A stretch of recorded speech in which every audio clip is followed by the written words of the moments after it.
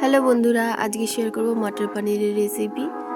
রুটি, লুচি, পরোটার সাথে আমার তো ভালোই লাগে খেতে। তো রেসিপিটা দেখে নিই।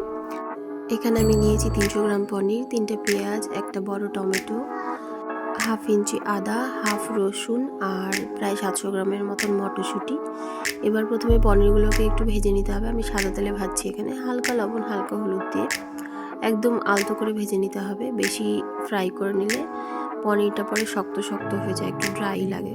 এবার পেঁয়াজগুলোকে একটু মোটা করে কেটে নিব, টমেটোগুলোকেও মোটা করে কেটে নিব। তারপরে একটু তেলে দিয়ে ফ্রাই করে নিতে হবে একদম হালকা করে। লবণ দিলে নরম হয়ে আসবে। তারপর আদা, রসুন, কাঁচা লঙ্কা সব কিছুকে দিয়ে তেলে একটু নাড়াচাড়া করে নিতে হবে। এখানে আমি ব্যবহার করছি একটু কাজু, 4-5টার মতন কাজু আর সামান্য কিশমিশ।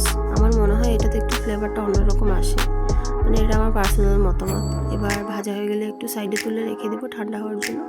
ঠান্ডা হলে একটু গ্রাইন্ড করে নেব। গ্রাইন্ড করা হয়ে গেলে এটাকে সাইডে রেখে দেবো। এবার গরম তেলে দিয়ে দিতে হবে গোটা গরম মশলা, গোটা জিরে, 2টো এলাচ, একটু দারচিনি, শুকনো লঙ্কা। আর আমি এখানে একটু জয়িত্রী ব্যবহার করেছি। আমি একটু এই ধরনের একটু স্পাইসি খাবারে জয়িত্রীটা পছন্দ করি, ফ্লেভারটা আমার খুব ভালো লাগে। এবার যেই পেস্টটা আমরা বানিয়েছিলাম সেই পেস্টটা দিয়ে দিতে হবে, দিয়ে বেশ কিছুক্ষণ নাড়াচাড়া করে ঢেকে দিতে হবে। তারপর সামান্য লবণ, হলুদ, লঙ্কার গুঁড়ো, একটু ধনে গুঁড়ো দিয়ে মিক্স করে আবার ঢেকে দিতে হবে। আমি এখানে জিরে গুঁড়ো ব্যবহার করিনি, শুধুমাত্র ফোড়নেই আমি গোটা জিরেটা দিয়েছিলাম। এবার ঢেকে কিছুক্ষণ মশলাটা কষে যাওয়ার পরে মটরশুঁটিগুলো আমি দিয়ে দেবো সবটাই।